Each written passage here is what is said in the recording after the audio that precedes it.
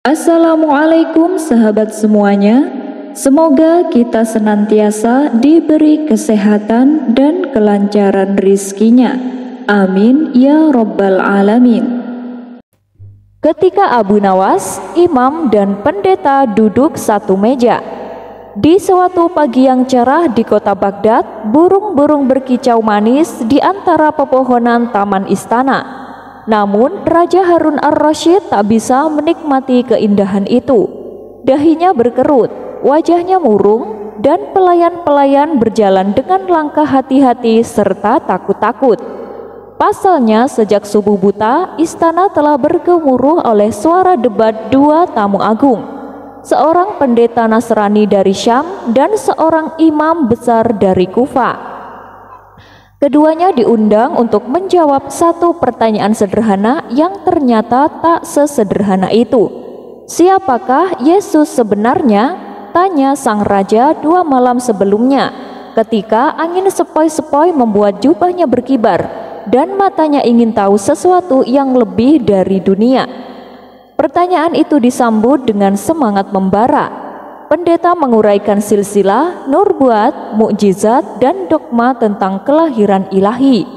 Imam membalas dengan hujah, ayat, dan logika bahwa Yesus adalah nabi mulia, bukan Tuhan. Suasana berubah dari hangat jadi panas, dari adab jadi debat, dari debat jadi debat yang lebih keras. Raja memijit pelipisnya. Seandainya ada satu orang saja di negeriku yang bisa membuat 2 orang ini diam walau sesaat, gumamnya. Salah satu penasehat kerajaan tersenyum dan dengan suara pelan seakan menyebut nama jin yang tak ingin dibangkitkan, ia berkata, "Hamba tahu siapa yang Paduka maksud." "Jangan bilang namanya," kata raja cepat. "Aku belum siap tertawa dan marah dalam waktu bersamaan." Namun tentu saja dalam waktu kurang dari 2 jam Abu Nawas sudah berdiri di hadapan singgasana. Ia datang bukan dengan kitab, bukan pula dengan jubah ulama, tapi dengan jubah tidur yang masih kusut dan sandal sebelah longgar. Ia menguap kecil lalu memberi hormat dengan cara yang hampir menghina, tapi terlalu cerdas untuk dianggap demikian. "Ada angin apa memanggil hamba, wahai Amirul Mukminin?" katanya sambil duduk sebelum dipersilahkan. "Masalah ini terlalu serius. Wahai Abu Nawas, 2 tamuku yang terpelajar berselisih paham tentang sosok Yesus. Aku ingin engkau mendengarkan mereka dan memberi pandanganmu." Abu Nawas menggaruk kepala yang tak gatal lalu menatap raja dengan mata yang seperti tahu segalanya tapi malas bicara. "Paduka," katanya, "akhirnya hamba datang untuk tidur, bukan untuk tersesat di hutan kata-kata." Raja tertawa getir. "Kali ini tidak ada tidur, Abu Nawas. Jika kau bisa membuat kedua tokoh ini setuju atau diam, aku akan memberimu emas sebanyak berat tubuhmu." Abu Nawas berdiri. "Kalau begitu, izinkan hamba makan terlebih dahulu agar berat badan hamba bertambah." Seluruh ruangan tertawa kecuali sang pendeta dan sang imam yang memandang sinis ke arah si cerdas dari Baghdad. "Besok pagi," kata raja, "kita mulai debat besar. Kau pendeta, kau imam, dan kau Abu Nawas tak tahu malu." Abu Nawas tersenyum membungkuk sopan. "Lalu siapa yang akan paling malu di akhir cerita ini? Biarlah takdir yang menjawab." Dan malam itu Baghdad pun bergemuruh. Rakyat mendengar kabar akan digelarnya debat besar di aula istana. Dan satu nama yang membuat semua penasaran adalah Abu Nawas. Pagi itu istana Baghdad berubah layaknya majelis ulama dan dewan gereja dalam satu waktu. Aula besar dipenuhi para penasehat, fakih, sastrawan, dan bahkan para pedagang yang berhasil menyelundup masuk dengan alasan hendak mengantar kurma. Semua ingin melihat atau setidaknya mendengar bagaimana Abu Nawas akan menyulap pertanyaan pelik menjadi pertunjukan akal. Raja Harun ar-Rasyid duduk di singgasananya, mengenakan jubah kebesaran berwarna biru langit dengan mahkota yang lebih berat dari kesabaran. Di kanan berdiri Imam Jalaluddin bersorban putih dengan kitab tafsir di pangkuannya. Di kiri pendeta Theophilos mengenakan salib perak dan jubah hitam yang baunya seperti dupa. Dan di tengah tentu saja Abu Nawas duduk menyilangkan kaki, memegang segelas susu dan entah kenapa membawa seekor kucing. Raja memberi tanda debat dimulai. Pendeta berdiri lebih dulu, suaranya berat, matanya berapi. Yang mulia Raja dan hadirin sekalian, Yesus Kristus adalah firman Tuhan yang turun ke dunia. Ia dilahirkan dari perawan, berjalan di atas air, menghidupkan orang mati dan naik ke langit. Ia adalah Tuhan yang menjelma datang untuk menebus dosa umat manusia. Beberapa kepala mengangguk, yang lain Imam Jalaluddin pun berdiri dengan anggun. Amirul Mukminin dan segenap hadirin, Isa Al-Masih, demikian nama beliau dalam kitab kami, adalah seorang nabi yang mulia, terlahir tanpa ayah karena kehendak Allah. Ia diberi mukjizat namun tidak lebih dari manusia yang diutus. Tuhan itu esa, tidak beranak dan tidak diperanakkan. Dua pandangan, dua dunia, dua keyakinan. Semua menoleh pada Abu Nawas, menanti kebijaksanaan atau kebodohan atau mungkin campuran keduanya. Abu Nawas berdiri perlahan mengangkat gelas susunya tinggi-tinggi. "Saudara-saudara," katanya dengan senyum lebar, "hari ini aku mendengar dua orang bijak menggambarkan satu orang yang sangat mulia, dan aku jadi teringat pada seekor burung." Orang-orang saling pandang. Burung ini, lanjut Abu Nawas, suatu hari terbang tinggi, sangat tinggi sampai ia merasa dirinya bukan lagi burung. Ia merasa, aku ini pasti angin, sebab aku bisa terbang dan aku tak terlihat dari bawah. Maka ia pun berkata pada semua hewan, aku angin. Dan setiap kali ada yang membantah, ia berkata, buktinya aku bisa menembus awan. Imam memangkat alis, pendeta mengerutkan dahi, raja memiringkan kepala. Tapi, kata Abu Nawas sambil menyesap susu, pada suatu hari burung itu menabrak sebuah jendela. Semua terdiam. Angin tak pernah menabrak jendela. Wahai saudara-saudara, tapi burung sering. Tawa kecil terdengar di sudut ruangan. Seseorang tercekat tapi tak tahu kenapa. Pendeta tampak bingung. Imam Raja bertanya, "Apa maksudmu Abu Nawas?" "Aku hanya menyampaikan cerita burung, wahai Paduka, burung yang lupa bahwa ia adalah burung." "Apakah kau menyamakan Yesus dengan burung?" "Aku tidak menyamakan siapapun, Paduka, tapi siapapun yang berpikir terlalu tinggi dan mengira dirinya lebih dari manusia, terkadang perlu menabrak jendela kenyataan."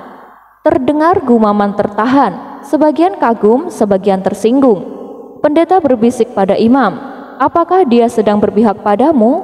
Imam menjawab, "Aku juga bingung, dia tak berpihak kepada siapapun kecuali pada akalnya sendiri." Dan demikianlah hari pertama berakhir, bukan dengan jawaban tapi dengan teka-teki. Abu Nawas pulang membawa kucing dan Raja Harun ar-Rasyid berkata, "Esok harus lebih panas dari hari ini." Dan rakyat Baghdad pun berbisik di pasar-pasar, "Apakah Abu Nawas sedang menyinggung Yesus atau menyinggung kita semua?" Keesokan paginya aula istana kembali dipenuhi wajah-wajah penasaran. Hari ini lebih ramai dari kemarin, sebab kabar tentang perumpamaan burung yang menabrak jendela telah menyebar seperti api menyambar jerami kering. Di warung teh, para ibu-ibu membahasnya sambil mengadu gula. Di masjid, para fakih mengernyitkan dahi. Dan di gereja, pendeta-pendeta muda menggenggam salib lebih erat dari biasanya. Abu Nawas datang terlambat. Ia melangkah pelan membawa sebuah tongkat kayu yang ujungnya bengkok, dan di tangan satunya tidak main-main, sebutir kurma. Pendeta dan imam sudah duduk bersiap. Raja hanya menghela nafas lalu memberi isyarat. Debat hari kedua dibuka dengan pertanyaan raja sendiri. Jika Yesus hanya manusia, bagaimana mungkin ia bisa menyembuhkan yang buta, menghidupkan yang mati, berjalan di atas air, dan membelah roti untuk ribuan orang? Pendeta bangkit dengan semangat. Ia menjelaskan, mukjizat demi mukjizat air menjadi anggur, penyakit yang lenyap hanya dengan sentuhan, bahkan kuasa untuk mengampuni dosa. Bukankah itu bukti bahwa ia bukan manusia biasa? Katanya. Imam pun menanggapi tenang namun tajam. Mukjizat hanyalah izin dari Tuhan, bukan tanda ketuhanan. Bukankah Musa membelah laut, Ibrahim tak terbakar, Muhammad membelah bulan? Tak ada satupun dari mereka mengaku sebagai Tuhan. Lalu semua mata berpaling pada Abu Nawas yang sedang mencoba menyeimbangkan kurma di atas tongkatnya. Ia mendongak pelan. Wahai paduka raja, katanya, hari ini kita membicarakan mukjizat, maka izinkan hamba menceritakan satu peristiwa luar biasa. Silakan Abu Nawas, jawab raja dengan senyum lelah yang telah terbiasa. Di sebuah desa kecil hiduplah seorang pemuda yang dikenal sangat pemalas. Suatu hari keledai miliknya jatuh sakit. Semua orang berkata keledai itu akan mati. Tapi si pemuda mengambil segenggam kurma, membacakan doa entah dari mana dan menyuapkannya satu persatu. Hari kemudian keledai itu sehat dan kembali mengangkut jerami seperti biasa. Beberapa orang terkekeh, orang-orang pun heboh. Lanjut Abu Nawas, mereka berseru, ini bukan sembarang pemuda, ini pasti Tuhan penyelamat keledai. Maka mereka pun membangun menara dan menunggu mukjizat berikutnya. Tunggu, sergah pendeta, apa maksudmu? Ini hanya lelucon. Abu Nawas tersenyum. Justru itu Tuan Pendeta, kadang mukjizat bukan soal keajaiban, melainkan bagaimana manusia menafsirkannya. Bila keledai sembuh karena kurma, apakah kurma itu Tuhan atau pemudanya? Imam tak bisa menahan tawa kecil. Pendeta tampak hendak bangkit, tapi raja mengangkat tangan. Lalu apa kesimpulanmu Abu Nawas? Abu Nawas berdiri. Ia memegang tongkatnya tinggi-tinggi. Jika mukjizat adalah bukti ketuhanan, maka tongkat Nabi Musa yang membelah laut dan berubah menjadi ular lebih layak disembah. Tapi tidak ada satupun dari kita yang menamai anaknya ya tongkat dan bersujud padanya. Ruang istana meledak oleh tawa dan gumaman kagum. Bahkan para penjaga yang biasanya tak boleh berekspresi hari itu tersenyum geli. Tapi pendeta Theophilos memandangi Abu Nawas dengan mata tajam. Engkau mengalihkan semua dengan cerita dan tawa, tapi tidak memberi jawaban pasti. Justru karena aku tak mengaku sebagai hakim, Tuan Pendeta, jawab Abu Nawas.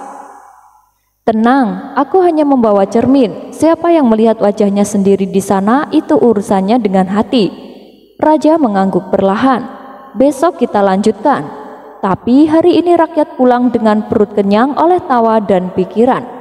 Dan di antara kerumunan yang bubar, seorang anak kecil bertanya pada ayahnya, Ayah, apakah Abu Nawas tahu siapa Yesus sebenarnya? Sang ayah menjawab, entah nak, tapi yang jelas dia tahu cara membuat orang berpikir.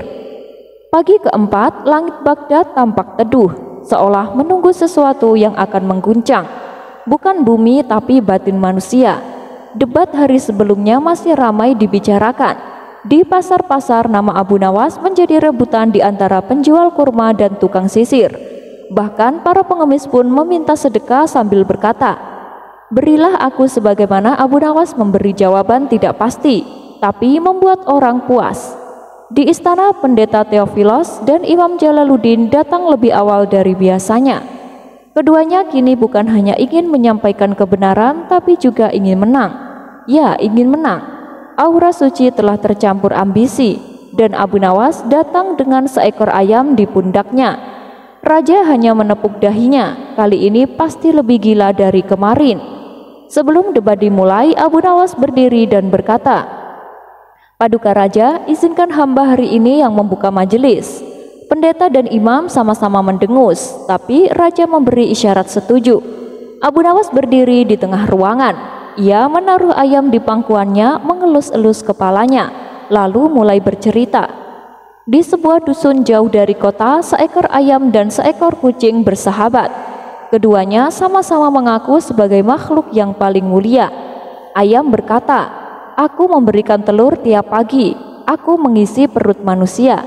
Sedangkan kucing berkata, aku dijadikan teman manusia, aku tinggal di rumahnya, dihibur dan diberi makan. Para hadirin mulai tersenyum-senyum, tapi pendeta tampak jengkel. Apakah kita sedang mendengar dongeng anak-anak? Abu Nawas melanjutkan, tanpa terganggu. Suatu hari manusia yang mereka banggakan membuat semur ayam dan mengundang tetangga. Ayam pun dipotong, dimasak dan disajikan.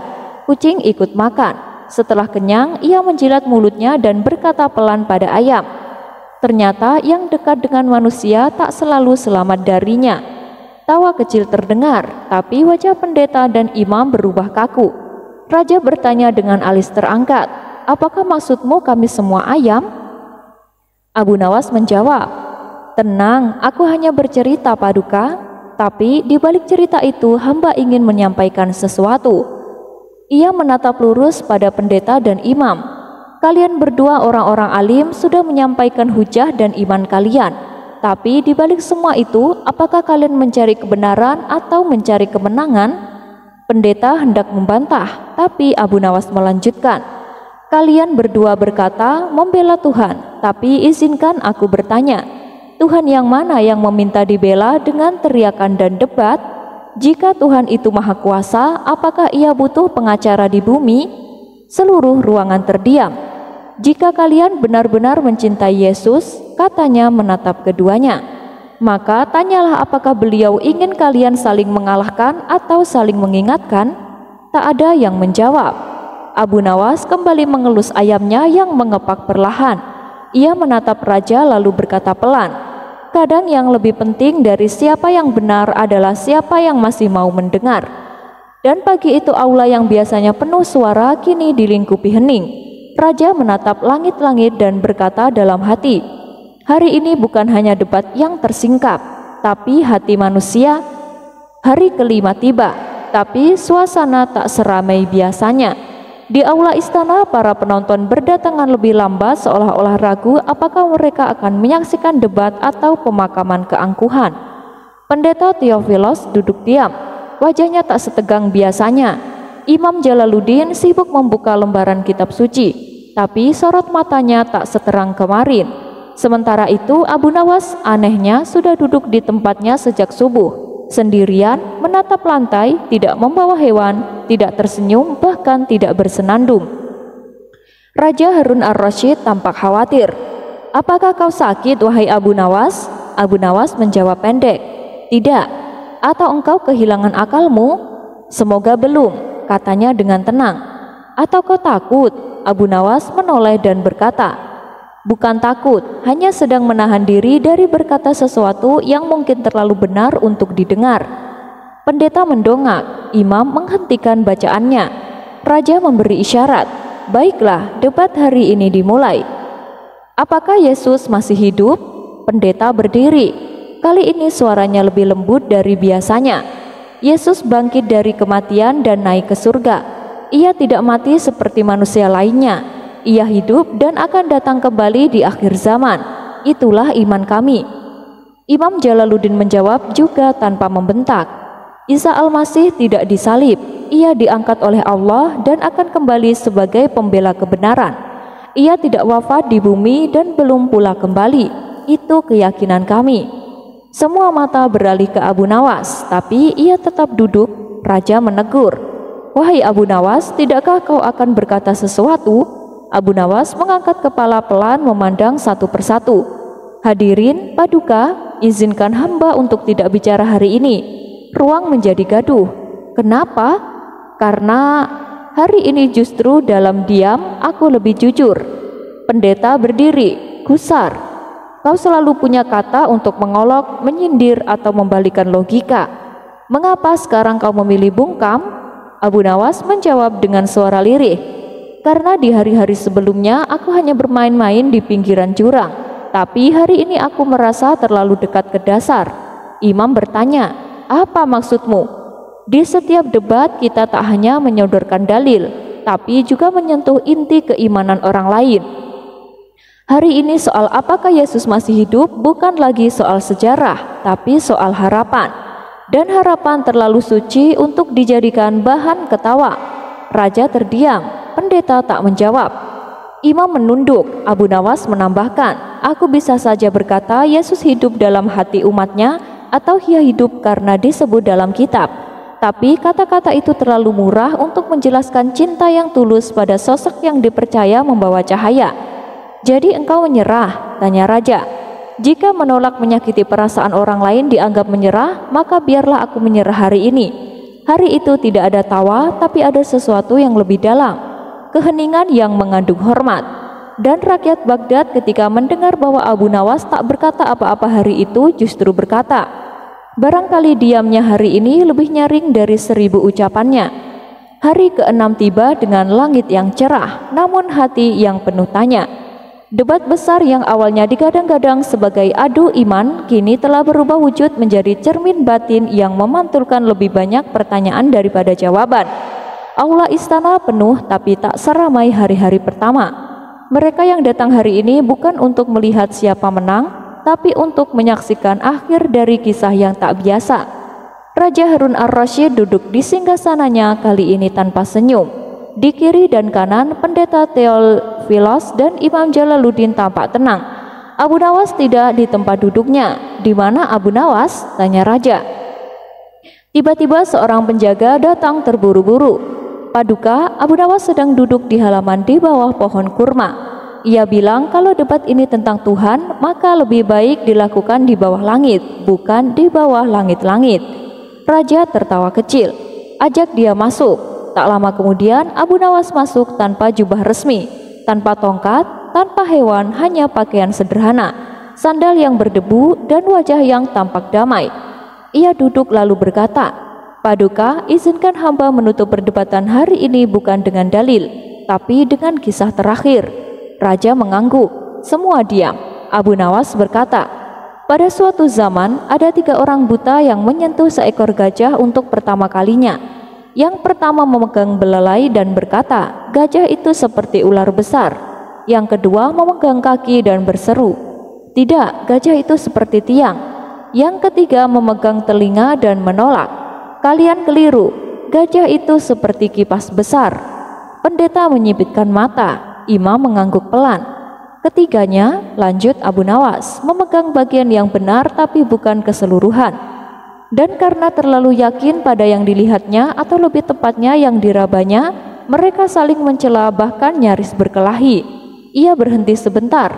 "Seandainya saja mereka duduk bersama dan berkata, 'Mungkin aku hanya melihat sebagian,' maka bisa jadi mereka akan lebih dekat pada kebenaran dan lebih jauh dari pertengkaran."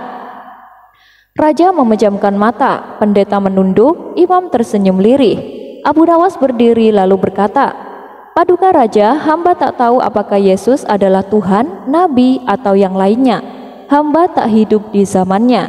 Tapi jika hamba melihat dari tingkah lakunya, maka biarlah itu jadi cermin yang menjelaskan siapa dia sebenarnya. Jika pengikutnya penuh kasih dan lembut, maka pastilah ia bukan sembarang manusia. Jika pengikutnya hanya pandai menghakimi, maka betapapun tinggi kisahnya, akhlaknya belum turun ke bumi." Ia menoleh ke pendeta dan imam. "Kalian berdua telah membawa ilmu, aku hanya membawa cermin. Tapi sungguh siapapun yang mencintai Yesus dengan tulus tidak akan memaksakan kebenarannya, tapi memancarkan akhlaknya." Aula sunyi, lalu raja berdiri dan mengumumkan, "Dengan ini debat kita selesai. Tidak ada yang kalah, tapi mudah-mudahan banyak yang menang." Semua hadirin berdiri dan memberi hormat. Di luar istana, rakyat menunggu hasilnya. Seorang bocah bertanya pada ibunya, "Bu, siapa yang menang?" Sang ibu menjawab sambil tersenyum, "Yang menang mungkin Abu Nawas atau mungkin kita semua. Karena akhirnya kita belajar mendengar dan kisah pun ditutup bukan dengan sorakan tapi dengan sunyi yang berisi." Abu Nawas pulang sore itu tanpa membawa gelar, tanpa hadiah emas, hanya membawa ketenangan dan mungkin setetes hikmah di kantong bajunya. Abu Nawas dan sepotong roti surga. Suatu hari di musim paceklik yang panjang, negeri Baghdad dilanda kesulitan besar. Pasar sepi, rakyat kesulitan mendapatkan makanan, dan harga barang melambung tinggi. Para bangsawan tetap hidup mewah, namun rakyat kecil harus berjuang setiap hari hanya untuk makan sekali. Di sebuah sudut pasar, tampak Abu Nawas duduk tenang dengan wajah yang teduh. Ia melihat seorang anak kecil sedang menangis sambil memegang perutnya yang kosong. Tanpa ragu, Abu Nawas menghampirinya. "Ada apa anakku?" tanyanya lembut. "Ayahku sakit, ibu sudah tiada. Aku ingin membeli roti, tapi uangku tak cukup," jawab anak itu dengan suara gemetar. Abu Nawas pun mengeluarkan satu-satunya uang peraknya dan memberikannya kepada anak itu. "Belikan roti dan sampaikan pada ayahmu, akan ada pertolongan dari Tuhan asalkan kita yakin." Anak itu berlari pergi dengan senyum tipis yang merekah. Tak lama datang seorang pedagang roti yang marah-marah. "Abu Nawas, kamu memberi uang palsu pada anak itu. Dia membeli roti di warungku tadi."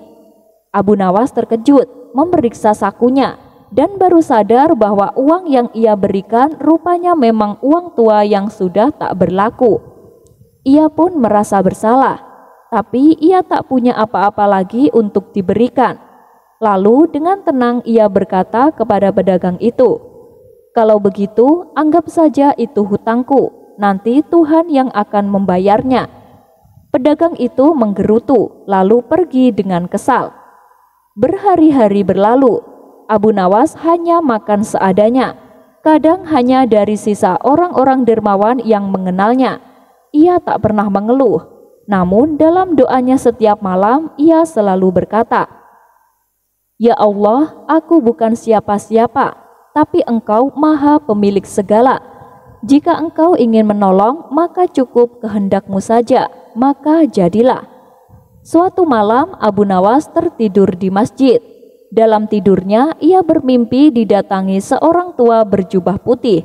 Wajahnya bercahaya, suaranya lembut namun penuh wibawa.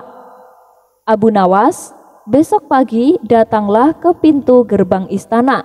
Akan ada rezeki yang datang kepadamu, tapi kau harus menerimanya tanpa bertanya dan tanpa menolaknya." Keesokan paginya Abu Nawas berwudu, sholat subuh, lalu bergegas menuju gerbang istana. Ia duduk di sana, menunggu seperti yang diperintahkan dalam mimpi. Tak lama datang rombongan utusan kerajaan dengan gerobak penuh makanan dan barang-barang kebutuhan. Mereka kebingungan karena alamat penerimanya hilang tertiup angin. Salah satu dari mereka berkata, "Ini untuk orang yang bernama Abu Nur atau Abu Nuwas, entahlah." Mereka melihat Abu Nawas duduk di sana dengan tenang. "Kau Abu siapa?" "Abu Nawas." "Baiklah, mungkin ini memang untukmu."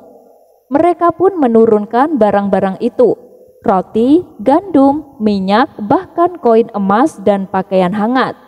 Abu Nawas nyaris menangis. Ia tak bertanya apa-apa, hanya mengucap "Alhamdulillah." Namun seorang menteri yang melihat kejadian itu merasa heran. Ia melaporkan kepada Raja Harun ar-Rasyid bahwa ada seorang fakir miskin bernama Abu Nawas menerima kiriman istana yang tak jelas asalnya. Raja pun memanggil Abu Nawas. "Wahai Abu Nawas, apa benar kau menerima kiriman dari istana?" "Benar, tuanku. Tapi mengapa kau tidak bertanya dari siapa? Dan mengapa kau langsung menerima?" Abu Nawas tersenyum. "Karena hamba sedang sangat membutuhkan, tuanku. Dan karena hamba yakin bahwa ketika seseorang meminta dengan tulus kepada Tuhan, jawaban itu bisa datang dari arah yang tidak disangka-sangka, bahkan mungkin melalui kesalahan manusia." Raja pun termenung. "Lalu apa yang akan kau lakukan dengan semua itu?" "Hamba akan berbagi kepada anak-anak yatim, orang-orang yang lebih lapar dari hamba, dan sisanya hamba gunakan untuk melunasi hutang pada pedagang roti." Raja berdiri dan menepuk pundaknya. "Sungguh, jika semua rakyatku sebijak engkau, maka Baghdad akan menjadi surga dunia." Abu Nawas dan si gila yang tak bisa dikalahkan. Di suatu sore yang cerah di Baghdad, Abu Nawas sedang berjalan santai di pasar. Ia baru saja menerima sebakul buah dari seorang pedagang karena berhasil membuat sajak tentang kurma yang bikin pelanggan antri panjang. Sambil menikmati buah, ia mendengar keributan di ujung pasar. Ternyata ada seseorang berdiri di atas bangku kayu, berteriak-teriak sambil menunjuk orang lewat. "Aku lebih bijak dari semua ulama, bahkan lebih bijak dari khalifah. Siapa berani berdebat denganku, silakan maju," teriaknya. Orang-orang hanya tertawa dan bergumam, "Itu si Majnun, gila, jangan dilawan, nanti kamu ikut gila." Tapi Abu Nawas malah tersenyum lebar. Baginya berdebat dengan orang waras sudah biasa, tapi berdebat dengan orang gila itu tantangan. Ia melangkah mendekat dan berkata, "Wahai Tuan bijak, aku Abu Nawas, mari kita berdebat." Orang gila atau yang dikenal dengan nama Majnun Hasan langsung mengacungkan tangan tinggi-tinggi. "Bagus, tapi ingat, kalau kau kalah, kau harus menyerahkan sepatumu padaku," katanya. Abu Nawas mengangguk. "Setuju, tapi kalau aku yang menang, kau harus menyerahkan pikiran warasmu padaku." Orang-orang langsung tertawa. Majnun Hasan memulai, "Wahai Abu Nawas, apa bukti bahwa kau waras?" Abu Nawas menjawab sambil mengangkat bahu, "Aku berpikir, maka aku ada." Majnun tertawa. "Kalau begitu kucingku juga waras, karena dia berpikir sebelum menerkam tikus." Abu Nawas mengerutkan dahi. "Tapi kucing tidak bisa bicara." Majnun menunjuk dirinya. "Tapi aku bisa bicara, dan aku tahu bahwa kucing tidak bisa bicara. Maka aku lebih waras dari kucing, dan mungkin lebih waras dari engkau." Orang-orang mulai bingung, tapi tertawa karena bingung itu lucu. Abu Nawas mencoba menyerang balik. "Kalau kau memang waras, kenapa kau bicara dengan tiang listrik kemarin malam?"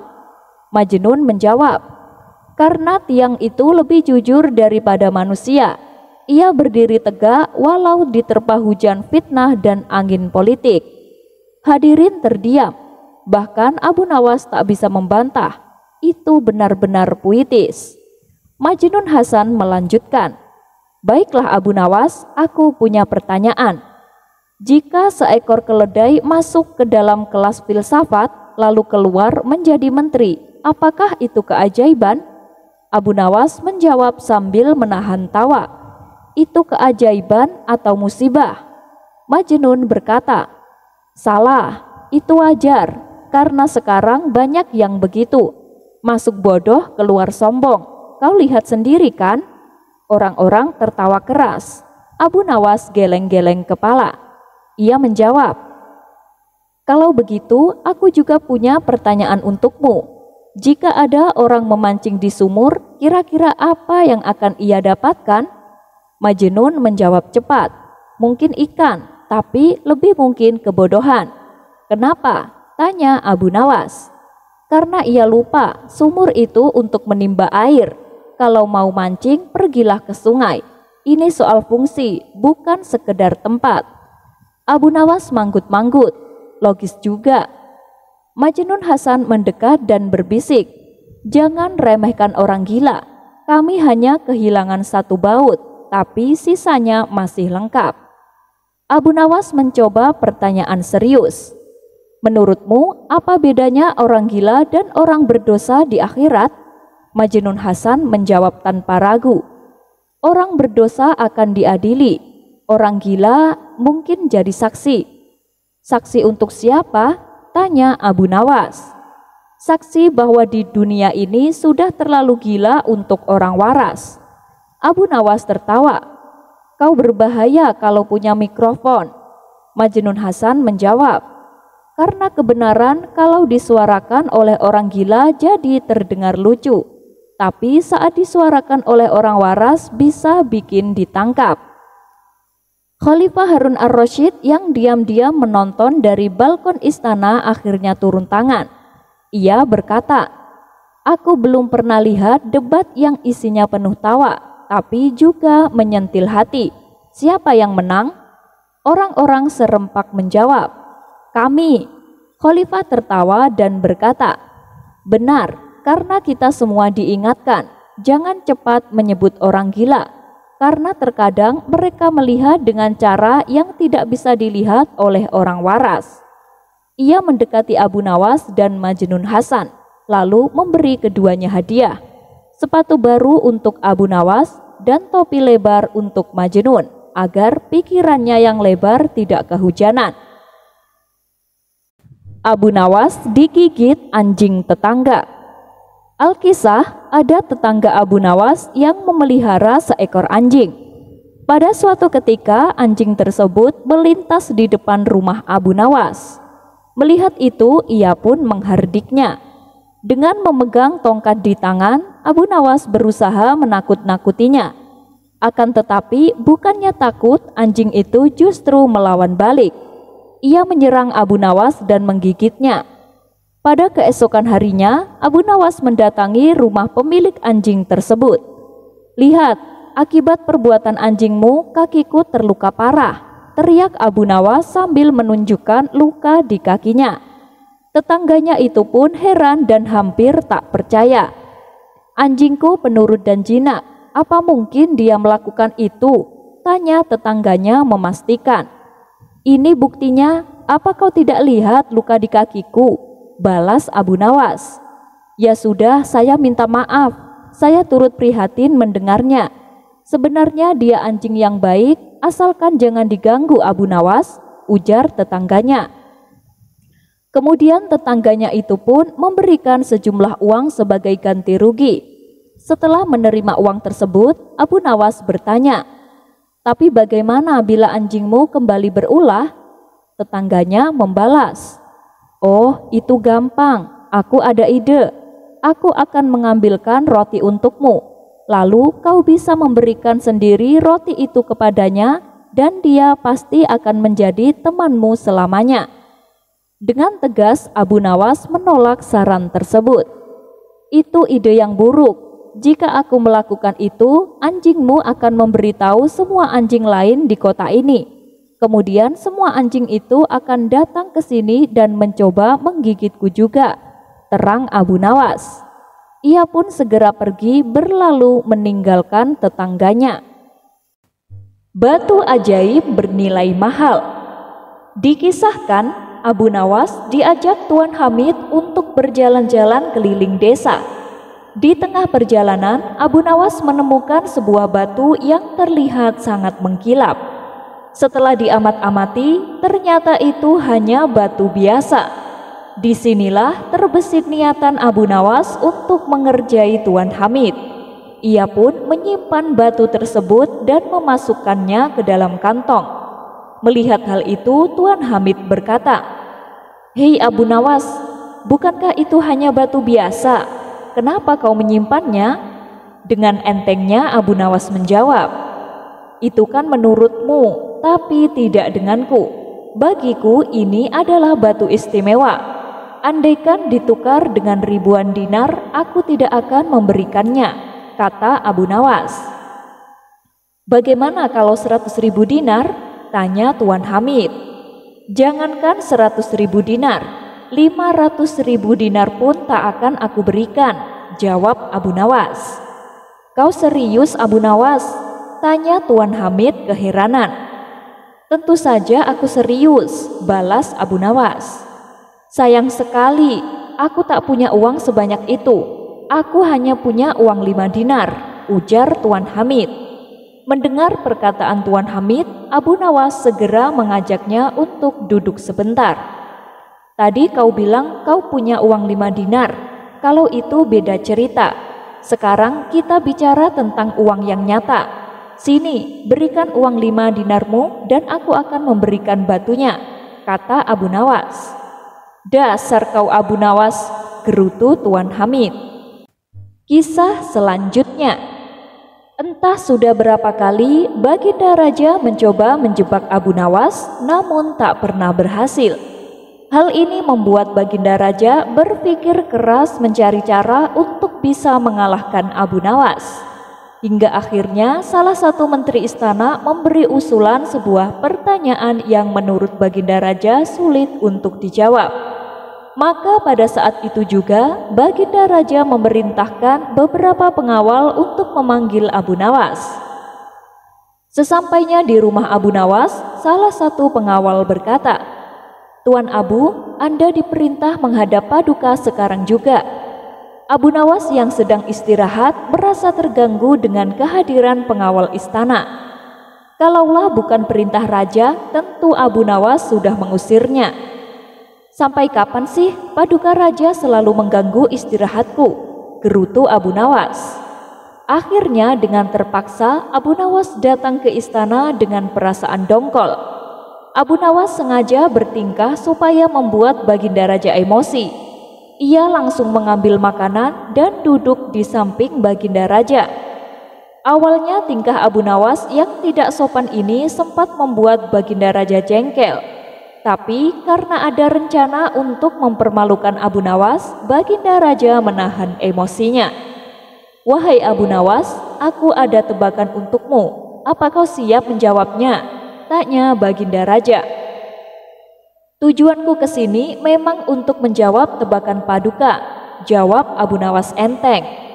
"Bagus, kalau kau bisa menjawab pertanyaanku, aku akan memberimu hadiah 1000 dinar.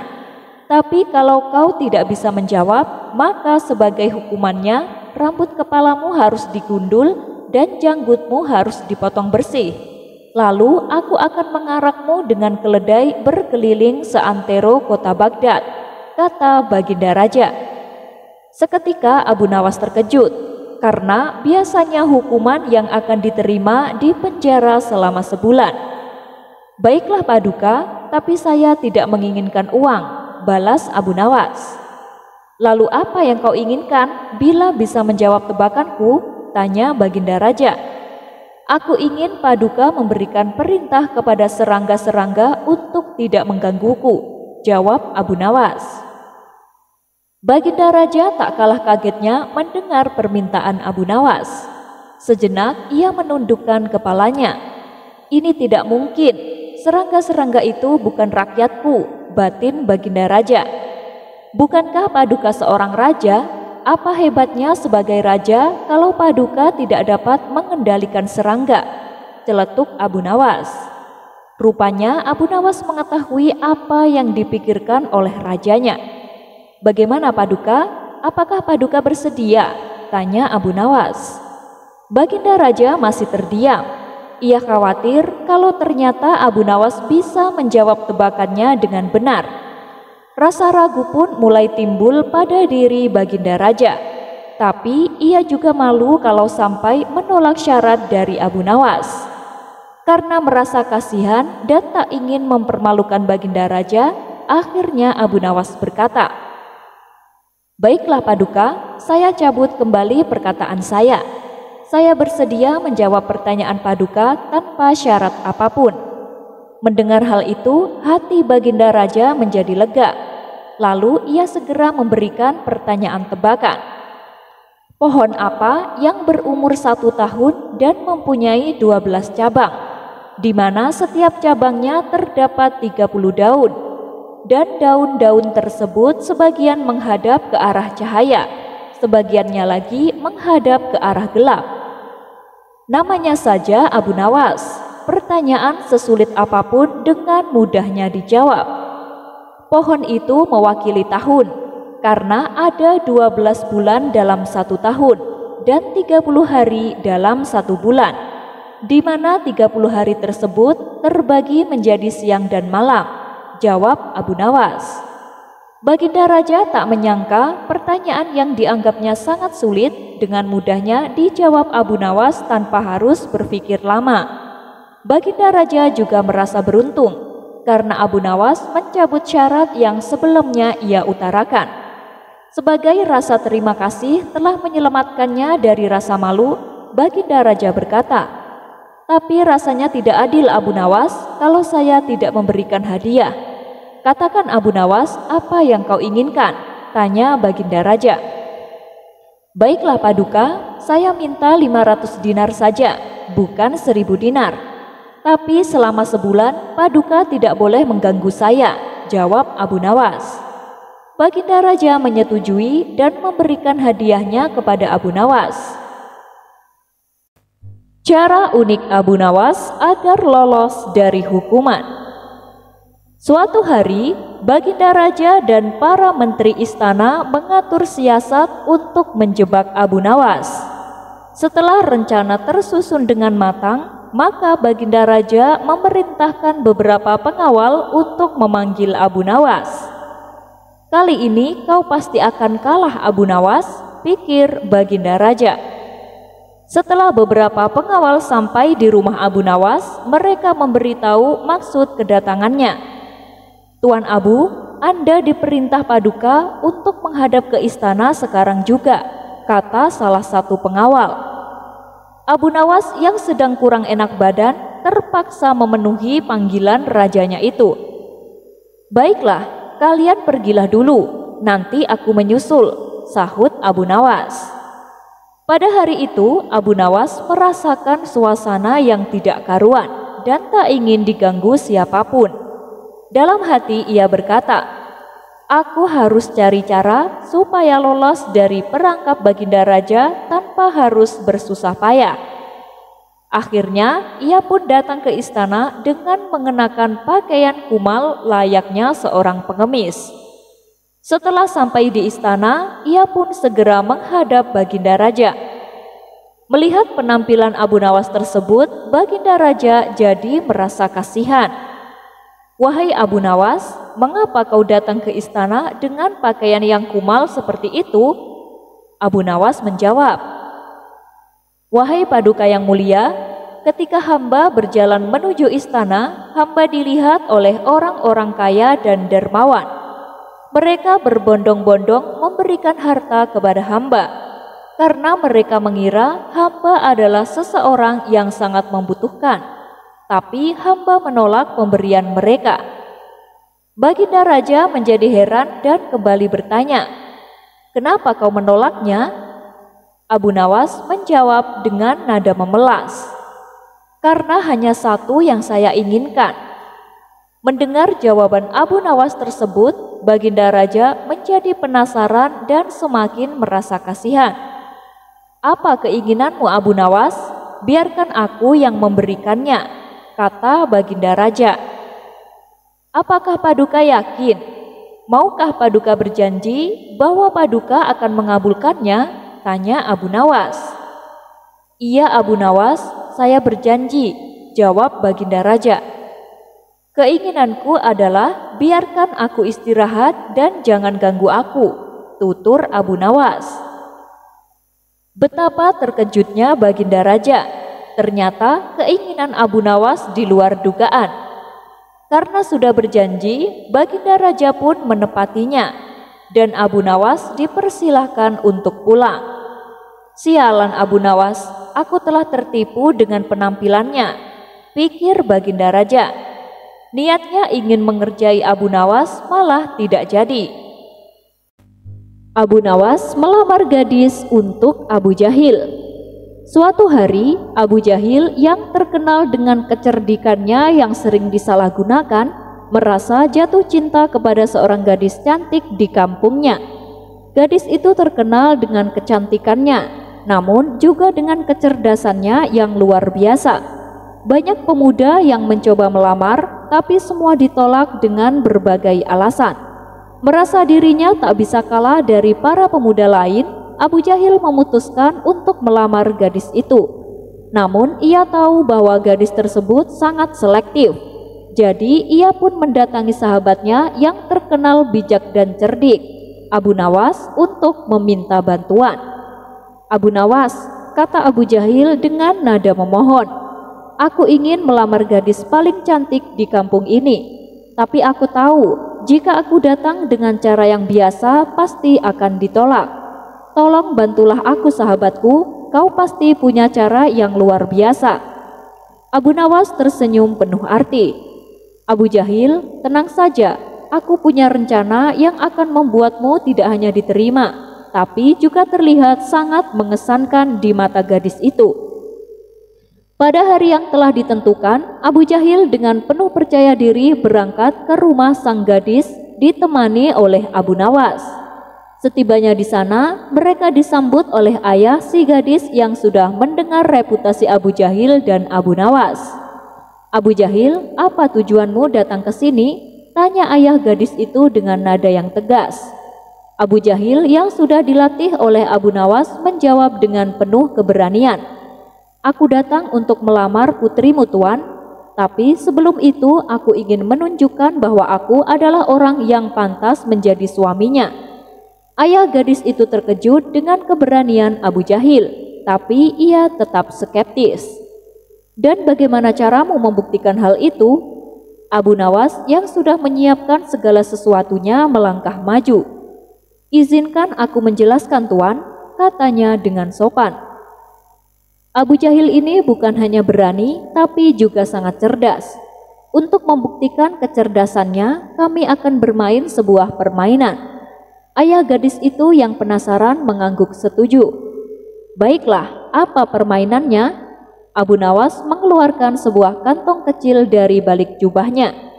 Di dalam kantong ini ada 2 potongan kertas. Satu bertuliskan iya dan yang lain bertuliskan tidak. Abu Jahil akan mengambil salah satu kertas tanpa melihat, dan itulah jawabannya. Apakah ia akan diterima atau ditolak? Ayah gadis itu yang merasa permainan ini sederhana mengiyakan. Namun yang tidak diketahui ayah gadis itu adalah bahwa Abu Nawas telah menyiapkan kedua potongan kertas tersebut dengan tulisan ya di kedua sisi. Jadi apapun yang diambil oleh Abu Nawas pasti akan menghasilkan jawaban iya. Abu Nawas dengan percaya diri memasukkan tangannya ke dalam kantong dan mengambil salah satu kertas. Ia lalu menunjukkan kertas itu kepada ayah si gadis yang terkejut melihat tulisan "ya" di atasnya. "Sepertinya nasib berpihak padamu, Abu Jahil," kata ayah gadis itu yang akhirnya tidak punya alasan lagi untuk menolak. Gadis itu pun keluar dari kamarnya, tersenyum tipis melihat kecerdikan Abu Nawas dan keberuntungan Abu Jahil. "Ayah," katanya, "jika nasib memang sudah memutuskan demikian, maka aku terima." Abu Jahil pun berseri-seri merasa rencananya berhasil sempurna. Tapi kemudian Abu Nawas dengan tenang berkata, "Namun ingatlah Abu Jahil, nasib ini adalah hasil dari kecerdasan, bukan hanya keberuntungan. Jagalah gadis ini dengan baik, karena dalam kehidupan nyata tidak ada kantong ajaib yang bisa menyelamatkan dari tanggung jawab." Dengan penuh kebijaksanaan, Abu Nawas berhasil membantu Abu Jahil mendapatkan gadis impiannya, sekaligus memberikan pelajaran berharga tentang tanggung jawab dan pentingnya kecerdasan dalam menjalani kehidupan. Dan sejak hari itu, Abu Jahil belajar untuk lebih bijak, terutama dalam hal-hal yang menyangkut hati. Abu Nawas menjinakkan singa yang buas. Ada kisah di sebuah kerajaan, raja mendengar kabar bahwa ada seekor singa buas yang berkeliaran di hutan dekat istana. Singa itu telah menakut-nakuti penduduk desa dan tak seorang pun berani mendekati hutan tersebut. Raja merasa cemas karena singa itu bisa mengancam keamanan kerajaannya. Raja pun memutuskan untuk mengumumkan tantangan. Barang siapa yang bisa menjinakkan singa buas itu akan diberi hadiah yang sangat besar. Banyak pendekar dan pemburu terkenal datang untuk mencoba. Namun semuanya pulang dengan tangan kosong, bahkan ada yang terluka. Saat mendengar kabar ini, Abu Nawas yang terkenal dengan kecerdikannya tersenyum tipis dan mendatangi istana. "Baginda Raja, izinkan hamba mencoba menjinakkan singa itu," kata Abu Nawas dengan tenang. Raja yang mengenal kecerdikan Abu Nawas merasa sedikit ragu. "Abu Nawas, kau tidak punya senjata atau kekuatan seperti para pendekar lainnya. Bagaimana kau akan melakukannya?" Abu Nawas tersenyum penuh percaya diri. Baginda Raja, senjata terbaik adalah akal yang cerdik dan hati yang tenang. Izinkanlah hamba untuk mencobanya. Raja yang penasaran dengan cara Abu Nawas akhirnya setuju. Baiklah Abu Nawas, jika kau berhasil, hadiah besar menantimu. Abu Nawas lalu pergi ke hutan di mana singa buas itu terakhir kali terlihat. Penduduk desa yang melihat keberangkatannya hanya bisa menggelengkan kepala, yakin bahwa Abu Nawas hanya mencari masalah. Namun Abu Nawas tetap melangkah dengan tenang. Setibanya di hutan, Abu Nawas segera menemukan jejak singa itu. Namun alih-alih mencari singa dengan cara biasa, Abu Nawas mengambil sepotong daging yang ia bawa dari desa dan meletakkannya di atas tanah. Lalu ia memanjat pohon terdekat dan menunggu. Tak lama kemudian, singa buas itu muncul mencium bau daging yang segar. Singa itu menghampiri daging tersebut dan mulai melahapnya dengan rakus. Setelah selesai makan, singa terlihat lebih tenang, tidak lagi mengaum atau tampak agresif. Dengan tenang, Abu Nawas turun dari pohon dan mendekati singa yang sedang bersantai setelah makan. Ia tidak menunjukkan rasa takut sama sekali. Abu Nawas lalu duduk di dekat singa, mengelus-elus kepalanya dengan penuh rasa yang lembut. Singa itu yang awalnya buas tampak jinak di hadapan Abu Nawas. Binatang itu bahkan berbaring di samping Abu Nawas, seakan-akan mereka sudah berteman lama. Abu Nawas pun memimpin singa itu kembali ke istana, diikuti oleh penduduk desa yang terperangah melihat pemandangan luar biasa itu. Mereka tidak bisa percaya bahwa Abu Nawas tanpa senjata berhasil menjinakkan singa yang begitu buas. Setibanya di istana, raja terkejut sekaligus kagum melihat Abu Nawas datang bersama singa yang sudah jinak. Abu Nawas, kau memang luar biasa. Bagaimana caramu bisa menjinakkan singa itu? Abu Nawas tersenyum dan menjawab dengan bijak. Baginda Raja, setiap makhluk bahkan yang paling buas sekalipun bisa menjadi jinak jika kita mendekatinya dengan hati yang tenang dan memberikan apa yang mereka butuhkan. Singa itu tidak mencari pertarungan, ia hanya lapar dan merasa terancam. Dengan memberinya makanan dan menunjukkan bahwa kita bukan ancaman, maka ia menjadi sahabat, bukan musuh. Raja sangat terkesan dengan kebijaksanaan Abu Nawas dan memberinya hadiah besar seperti yang dijanjikan. Namun Abu Nawas dengan kerendahan hati hanya meminta agar hadiah tersebut diberikan kepada orang-orang miskin di desa yang lebih membutuhkan. Dari itu nama Abu Nawas semakin harum sebagai orang yang tidak hanya cerdas dan cerdik, tetapi juga penuh dengan kebijaksanaan dan kebaikan hati. Singa buas itu pun menjadi penjaga setia istana, tidak lagi menakut-nakuti tetapi justru melindungi semua berkat kebijaksanaan Abu Nawas yang selalu tahu cara terbaik untuk mengatasi tantangan, bahkan yang paling menakutkan sekalipun. Abu Nawas menjual kafling surga. Bagaimana mungkin Abu Nawas bisa menjual kawasan surga dan membuat raja yang terhormat tergila-gila? Tentu saja raja yang tidak percaya akan merasa sangat terkejut, bahkan mengalami kepanikan luar biasa. Namun Abu Nawas dengan kecerdasannya berhasil membuktikan bahwa surga itu bisa dijual, dan semua orang pun berebut untuk memilikinya. Apa yang sebenarnya terjadi di istana? Simak kisah penuh kejutan ini. Sahabat-sahabat semua, hari ini kita akan mendengarkan kisah tentang Abu Nawas menjual sesuatu yang mustahil, yaitu kawasan surga. Tentu saja raja yang tidak percaya terkejut dan akhirnya tergila-gila dengan apa yang dilakukan Abu Nawas. Pada suatu hari, seperti biasa, Raja Harun ar-Rasyid duduk di singgasana istana dengan wajah penuh pemikiran. Masalah kerajaan semakin bertambah dan raja merasa tertekan. Ia mulai merasa bosan dengan masalah yang tak kunjung usai. dan membutuhkan sesuatu yang bisa menghilangkan kebosanannya. Masalah ini tak akan pernah selesai. Kenapa semua orang datang padaku dengan masalah yang tak habis-habis? Keluh raja sambil menatap meja kerjanya yang penuh dengan dokumen. Menteri-menteri yang hadir di ruangan itu hanya bisa terdiam, tidak tahu apa yang harus dilakukan. Raja yang terkenal bijaksana dan berkuasa kini terlihat bingung dan frustasi. Tiba-tiba Abu Nawas masuk dengan langkah santai. Jubah lusuhnya dan sorban miring tidak menghalangi senyumnya yang penuh percaya diri. Abu Nawas selalu bisa membuat suasana lebih ringan dan menarik.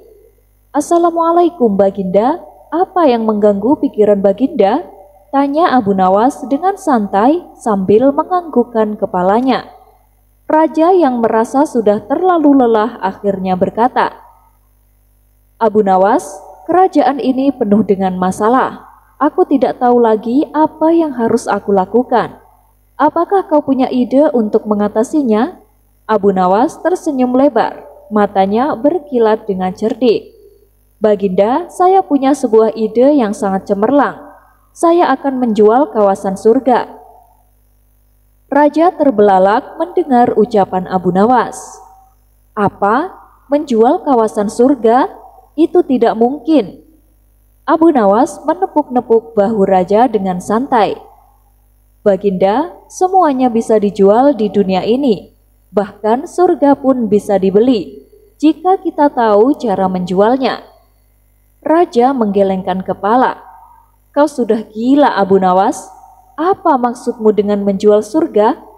Abu Nawas tersenyum dan berkata, "Baginda, biarkan saya yang mengurusnya. Cukup percayakan kepada saya akan membuat semua orang berebut untuk membeli surga." Keesokan harinya, Abu Nawas membuka lapak penjualannya di pasar yang ramai. Di atas meja kayu sederhana, ia meletakkan sebuah papan bertuliskan besar, "Mau punya bagian surga? Ayo beli sekarang." Orang-orang yang lewat mulai terkejut dan tertawa. "Apa? Surga? Ini lelucon apa lagi?" Namun Abu Nawas berdiri tegak dan mulai berbicara dengan lantang. "Jangan lewatkan kesempatan ini. Surga terbuka untuk semua orang, hanya dengan membeli bagian dari kawasan surga ini." Beberapa orang mulai berhenti dan penasaran. Apakah benar surga bisa dijual? Bagaimana bisa? Seorang pedagang kaya yang sedang lewat langsung mendekat dan bertanya, "Apa maksudmu dengan menjual surga?" Abu Nawas tersenyum lebar. "Sederhana saja, saya menjual bagian surga untuk kehidupan yang lebih baik. Yang Anda beli adalah keberuntungan yang akan mengikuti Anda seumur hidup." Pedagang itu mulai mengambil dompetnya dan berkata, "Baiklah, saya ingin membeli satu bagian." Raja yang melihat kejadian ini dari jauh mulai panik. Apa yang sedang terjadi? Bagaimana mungkin orang membeli surga? Tak lama setelah itu, orang-orang berbondong-bondong datang untuk membeli bagian surga. Mereka memberikan uang dengan senang hati. Mereka percaya bahwa membeli surga akan membawa keberuntungan besar dalam hidup mereka. Abu Nawas dengan cerdik membuat mereka percaya bahwa setiap orang yang membeli surga akan mendapatkan hidup yang lebih baik, kebahagiaan, kekayaan, dan kemakmuran. "Ini sungguhan, saya sudah merasakannya sendiri," seru salah seorang pedagang yang sudah membeli bagian surga. Melihat semua orang berebut membeli surga, raja mulai panik. Apa yang terjadi dengan kerajaan ini? Kenapa mereka semua membeli surga dari Abu Nawas? Raja pun mendekat ke lapak Abu Nawas dan menghadangnya dengan wajah serius. "Apa yang kau lakukan, Abu Nawas? Surga tidak bisa dijual. Ini adalah kebohongan besar." Abu Nawas tersenyum lebar, tidak terpengaruh. "Baginda, saya hanya menjual bagian dari surga yang penuh dengan keberuntungan. Saya tidak berbohong. Jika Anda mau, saya bisa menjual bagian untuk Anda juga." Ternyata raja yang panik justru membuat orang-orang semakin terpingkal-pingkal melihat kelakuannya. Mereka merasa terhibur dan terkejut melihat betapa raja yang biasa kuat dan bijaksana kini terperangah dengan situasi yang terjadi di hadapannya. "Apakah raja kita percaya kalau surga bisa dijual?" tanya salah satu menteri sambil tertawa. Raja yang merasa malu dan bingung akhirnya berkata, "Abu Nawas, hentikan semua ini. Surga tidak bisa dijual. Itu terlalu mustahil." Setelah beberapa hari, Abu Nawas sudah menjadi kaya raya. Emas dan perhiasan yang dibeli oleh orang-orang membeli surga terus bertambah. Semua orang merasa bahagia dan puas. Sementara Abu Nawas tetap tenang dengan uang berlimpah di tangannya. Raja akhirnya menyadari bahwa ia tak bisa menghentikan apa yang sudah terjadi. Semua orang di kerajaan kini merasa terinspirasi dan percaya pada keberuntungan yang mereka beli. "Abu Nawas, kau benar-benar cerdik," kata raja. "Aku tak pernah mengira bahwa kau bisa menjual sesuatu yang tidak nyata." Dari kisah ini kita bisa belajar bahwa keberuntungan dan kebijaksanaan bisa datang dari cara pandang yang berbeda. Kadang kita harus berpikir kreatif untuk menciptakan peluang dalam hidup. Jangan mudah meremehkan sesuatu yang tampaknya mustahil. Ada kalanya yang tidak mungkin bisa menjadi kenyataan. Abu Nawas menyulap hutang menjadi hadiah. Dikisahkan, di kota Baghdad yang hangat dan sibuk, pagi itu suasana pasar begitu ramai. Tapi yang paling ramai bukan pedagang kurma, melainkan suara teriakan. "Abu Nawas penipu, dia hutang tapi tak mau bayar." Ya betul, seorang saudagar bernama Hakam mengamuk karena Abu Nawas belum membayar hutangnya sebesar 50 dinar. Warga berkumpul. Hakam dengan wajah marah menunjuk-nunjuk Abu Nawas. "Kalau kau tak bayar hari ini juga, aku akan laporkan kepada Baginda Raja." Abu Nawas tenang. Ia mengelus janggutnya yang mulai keriting karena debu pasar. "Tenang Hakam, uangmu tak hilang, hanya sedang menunggu keajaiban." "Keajaiban? Kau pikir aku pengemis yang percaya sulap?" Abu Nawas tersenyum lalu berkata, "Baiklah, kalau kau mau, ayo kita langsung ke istana. Biar Baginda Raja yang jadi hakim. Siapa tahu aku bisa mengubah hutangku menjadi hadiah." Baginda Raja terkejut melihat Abu Nawas datang bersama Hakam yang ngomel seperti kambing lapar. "Ada apa ini?" tanya sang raja. Abu Nawas menjawab dengan gaya dramatis seperti dalam sandiwara. "Paduka yang adil, hamba dituduh berhutang tanpa membayar. Tapi izinkan hamba menjelaskan cara yang lebih bermanfaat dari sekedar membayar." Baginda mulai tertarik. "Apa maksudmu?" Abu Nawas melangkah ke depan dan menjelaskan. "Hamba memang meminjam 50 dinar dari Hakam. Tapi uang itu hamba gunakan untuk membeli makanan dan pakaian untuk anak-anak yatim selama musim dingin. Jika hamba kembalikan uang itu ke Hakam, maka kebaikan itu hanya jadi hutang biasa. Tapi jika Paduka menganggap perbuatan itu sebagai amal untuk rakyat, bukankah lebih baik Paduka yang mengganti uang itu sebagai bentuk hadiah atas pengabdian rakyat?" Baginda mengangkat alis. "Lalu kenapa aku yang harus bayar?" Abu Nawas menjawab, "Karena dengan itu Paduka mendapatkan dua hal. Yang pertama, nama baik sebagai Raja Dermawan. Yang kedua, dapat pahala tanpa harus keluar pasar." Seluruh ruangan tertawa, termasuk para menteri. Raja berpikir sebentar, lalu tertawa terbahak-bahak. "Abu Nawas, kau sungguh-sungguh menyulap hutang menjadi hadiah. Baiklah, aku akan ganti 50 dinar ini untuk Hakam, tapi dengan satu syarat." "Apa itu Paduka?" tanya Abu Nawas. Kau harus mengajar para menteriku cara berpikir secerdas ini, karena mereka hanya bisa minta anggaran, bukan memberi ide." Semua orang tertawa lagi. Hakam pulang dengan uang di tangan. Abu Nawas pulang dengan nama yang harum. Abu Nawas menjadi guru di istana. Bagaimana bisa Abu Nawas yang terkenal cerdik tiba-tiba menjadi guru besar di kerajaan? Tentu saja ini bukan sembarang pelajaran, karena raja yang awalnya meragukan kemampuannya malah terkejut dan terperangah dengan pelajaran ajaib yang diberikan oleh Abu Nawas. Apa yang terjadi di dalam kelas ajaib Abu Nawas? Simak kisah yang penuh kejutan, kelucuan, dan pelajaran hidup ini. Sahabat-sahabat semua, hari ini kita akan menyaksikan kisah Abu Nawas yang menjadi guru besar di istana dan memberikan pelajaran ajaib yang benar-benar mengubah cara pandang Raja Harun.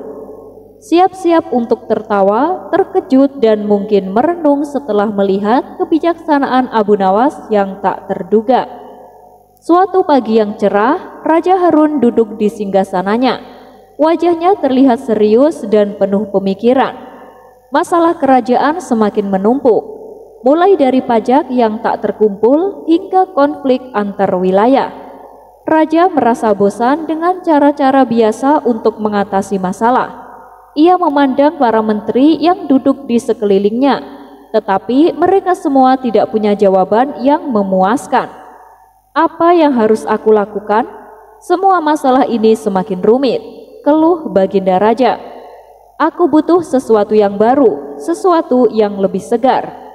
Raja yang merasa tertekan akhirnya berkata, "Aku ingin mendengar dari Abu Nawas. Siapa tahu dia punya ide yang lebih segar dan bisa menyelesaikan masalah ini." Tak lama setelah itu, Abu Nawas masuk ke ruang istana dengan langkah santai. Ia mengenakan jubah lusuh dan sorban miring. Senyum lebar menghiasi wajahnya. Semua orang yang melihatnya langsung tersenyum, tahu bahwa Abu Nawas pasti membawa ide aneh. Seperti biasanya, "Assalamualaikum Baginda, ada apa memanggil hamba?" tanya Abu Nawas dengan nada yang ceria.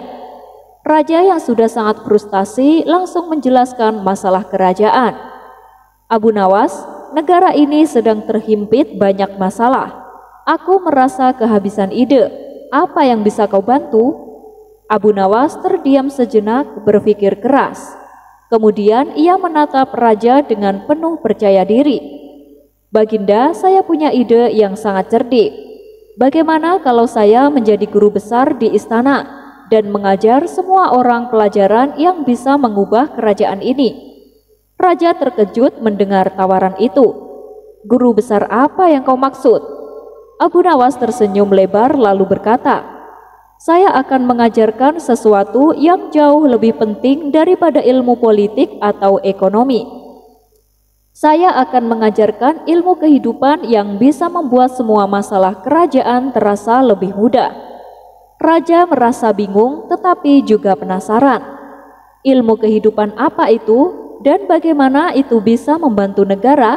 Abu Nawas berdiri tegak dan berkata, "Baginda, semua masalah ini bukan hanya tentang aturan atau kekuasaan, tetapi tentang bagaimana kita menghadapi hidup dengan kebijaksanaan.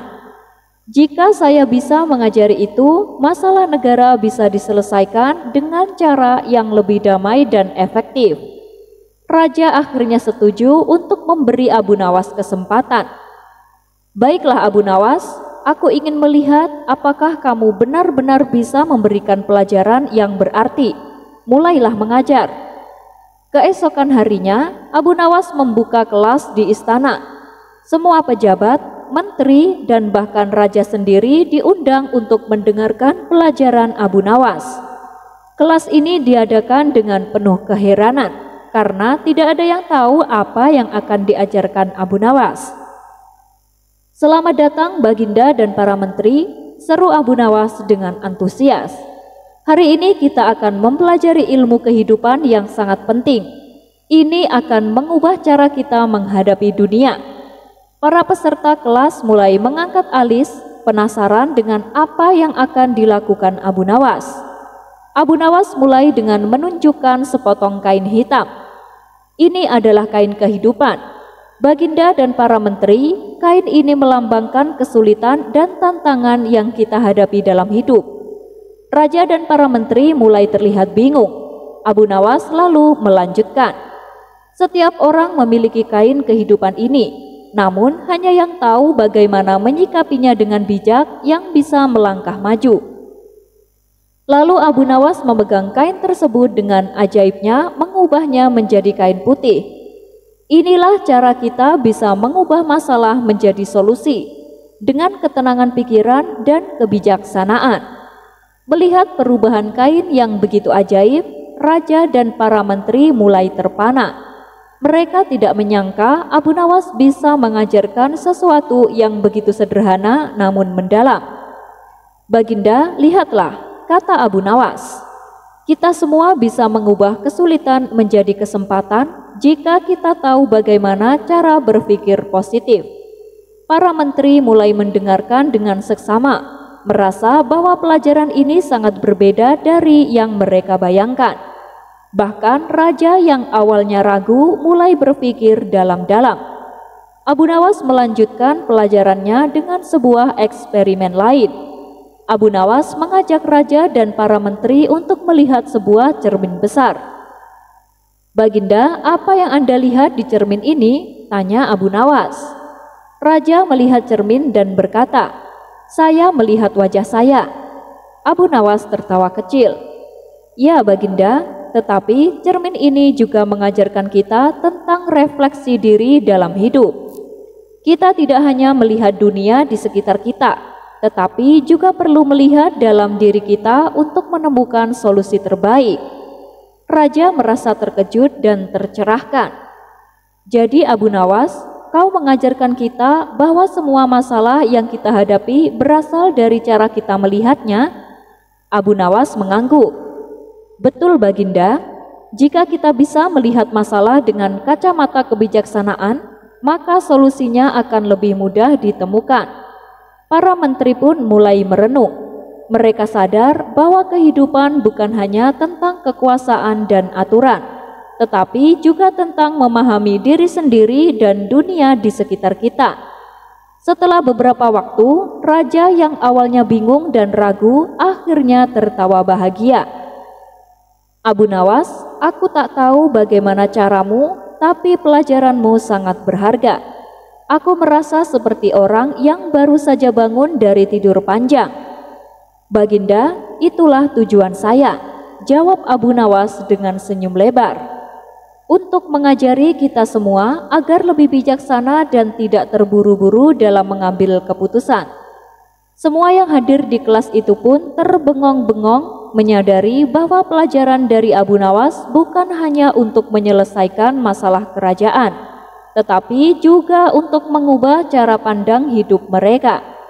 Dari kisah ini kita bisa belajar bahwa kehidupan seringkali memberi kita tantangan, tetapi bagaimana kita melihatnya akan menentukan bagaimana kita menghadapinya. Pikiran yang tenang dan kebijaksanaan dapat mengubah apapun menjadi sebuah peluang. Kadang yang kita butuhkan adalah sedikit perubahan cara pandang untuk menyelesaikan masalah-masalah yang sangat sulit. Pada suatu hari, Baginda Raja pergi berburu ke hutan.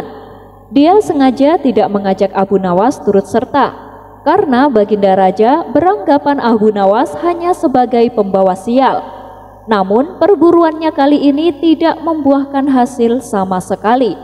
Pasalnya, hewan-hewan rusa yang biasanya berseliweran tak ada satupun yang nampak. Kemudian pada keesokan harinya Abu Nawas menemui Baginda Raja. Paduka yang mulia, kemarin katanya Paduka habis pergi berburu. Kenapa Paduka tak mengajak hamba? Tanya Abu Nawas.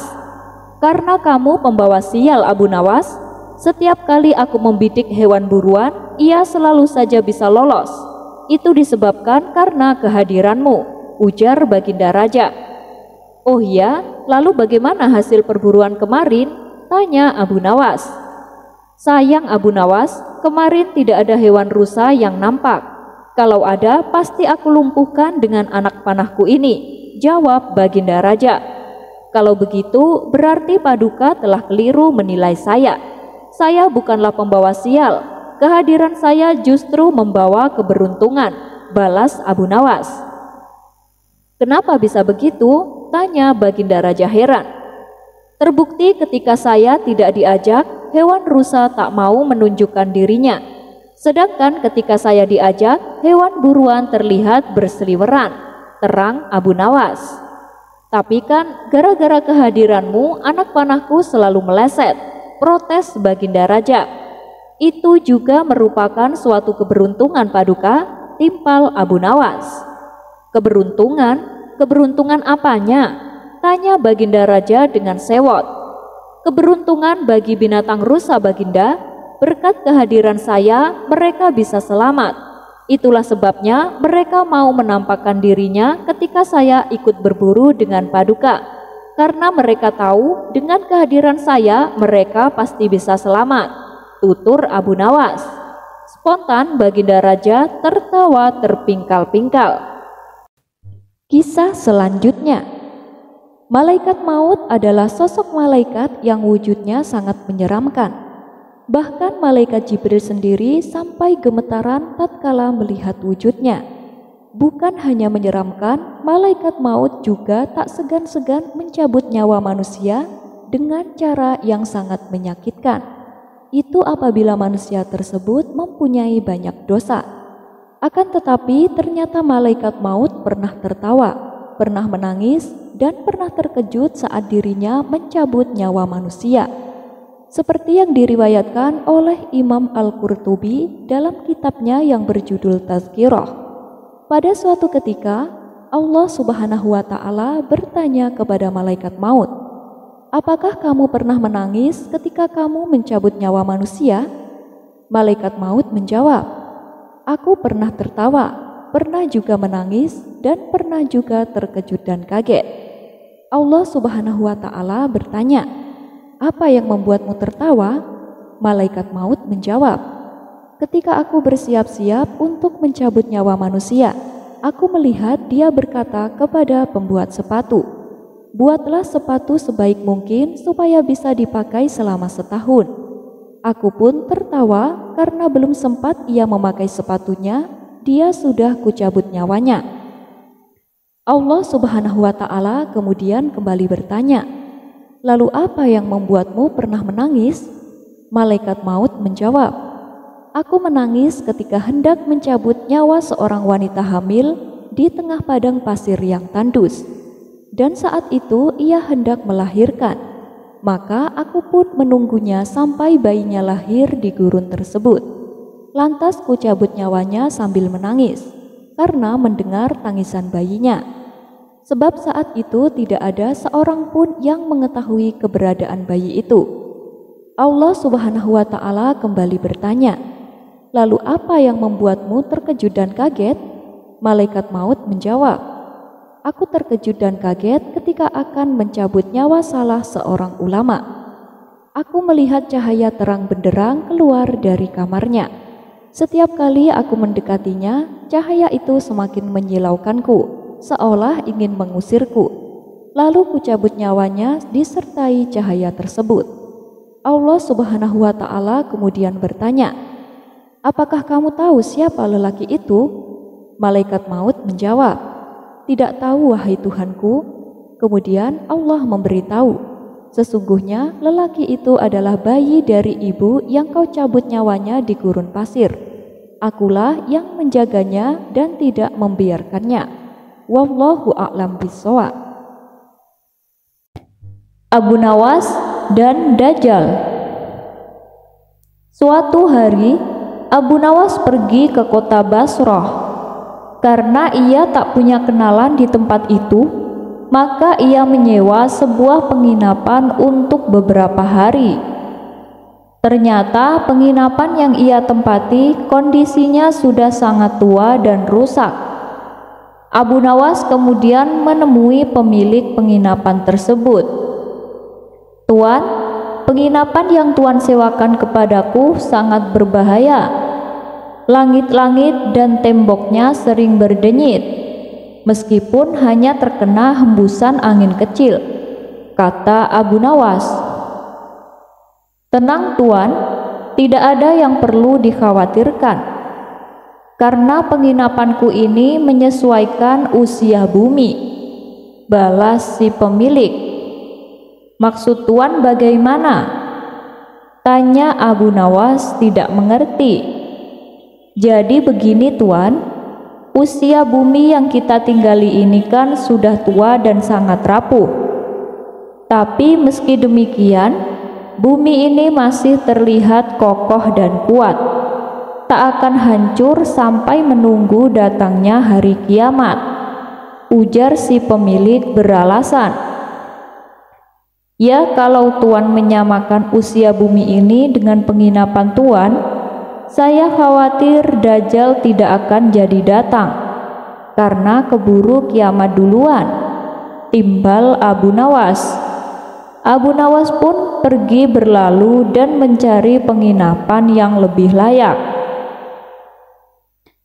Cerita berikutnya dikisahkan ada sahabat Abu Nawas yang hidup dalam kemiskinan. Sehari kadang makan, sehari kadang puasa.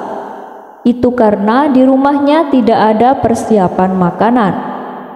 Meskipun demikian, ia tak mengharap belas kasihan orang lain. Ia tak ingin orang lain tahu tentang keadaannya.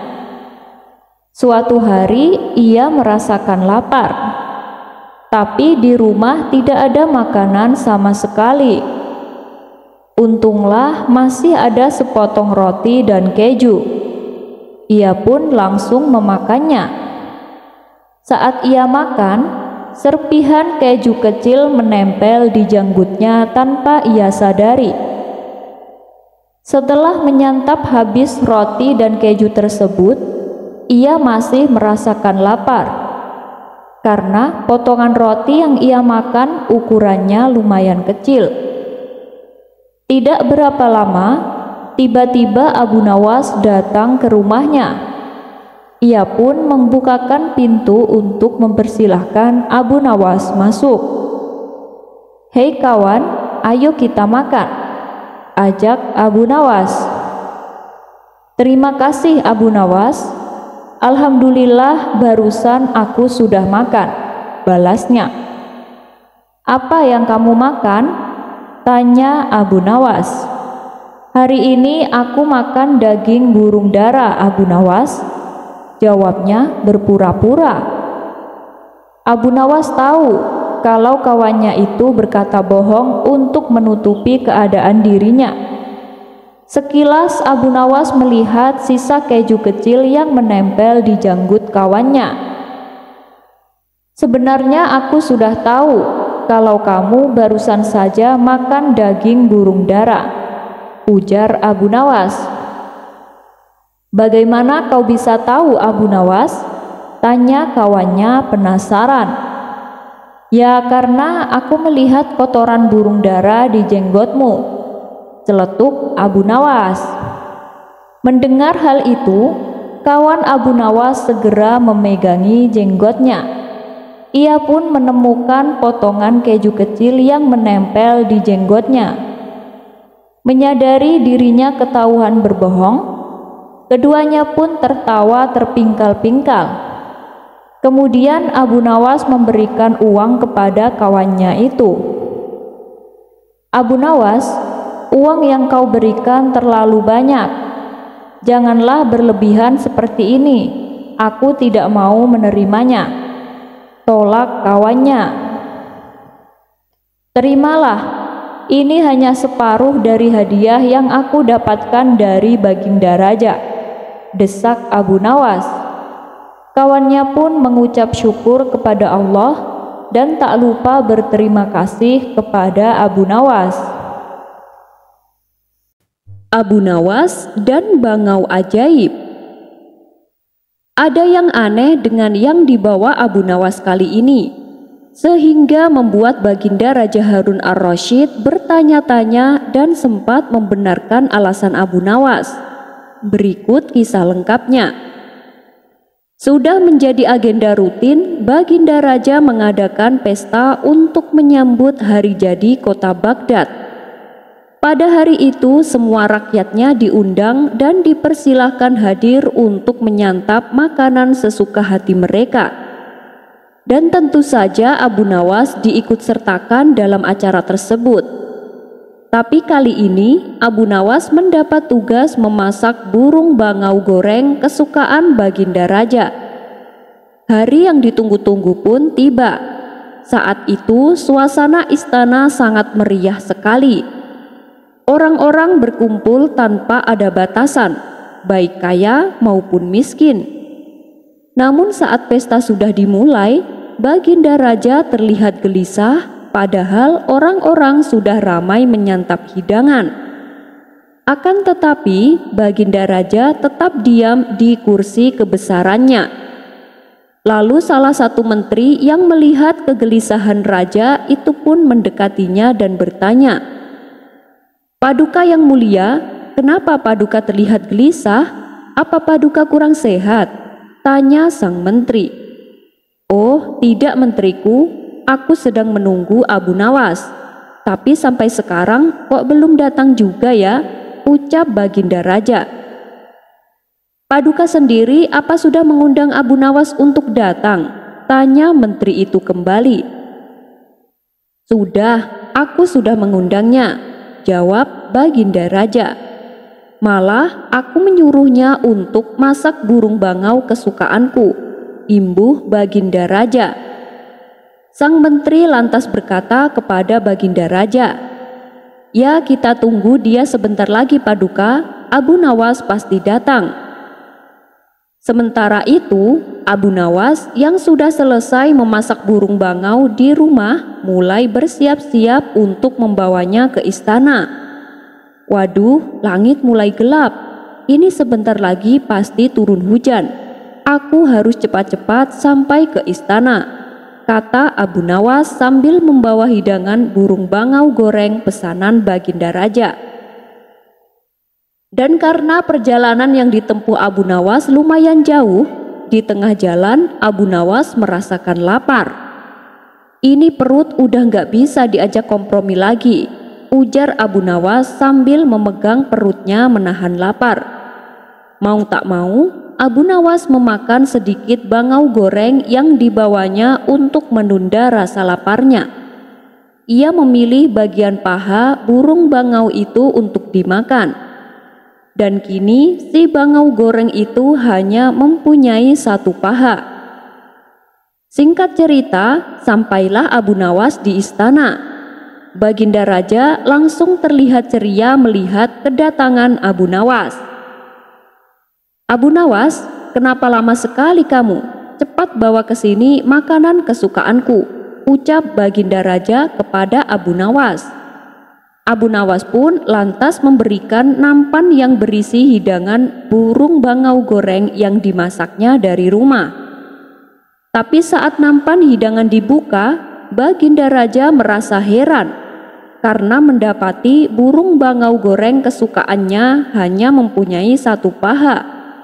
Ia pun lantas bertanya kepada Abu Nawas, "Abu Nawas, ini kenapa pahanya cuma satu?"